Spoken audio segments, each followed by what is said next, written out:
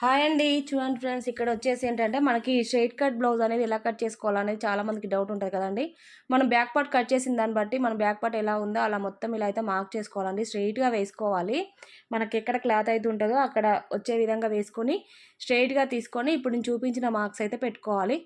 Main dot నుంచి shoulder వరకు, అలాగే ఫ్రంట్ వచ్చేసి కాజాపట్టి ఉక్స్ పట్టి దగ్గర 4 ఉక్స్ల వరకు మాత్రం మార్క్ చేసుకోవాలి. నెక్ ఒక లోపలికి పావించు చేసుకుంటే సరిపోతుందండి. తర్వాత ఫ్రంట్ ఎంతవరకు అవుతుందో జాయింట్ల వరకు షేప్ పట్టి దగ్గర అంతవరకు మార్క్ చేసుకొని 3 పాయింట్స్ కలుపుకొని ఇలా స్ట్రైట్ కట్ బ్లౌజ్ అనేది కట్ చేసుకోవాలి. ఏ బ్లౌజ్ అయినా మెథడ్ అనేది ఇదేనండి. మనం వేసే విధానాన్ని బట్టి ఉంటుంది.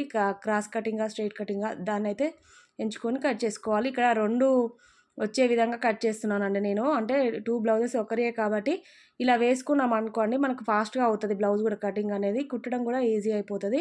డాట్స్ అనేది ఇలా వేసుకోవాలండి.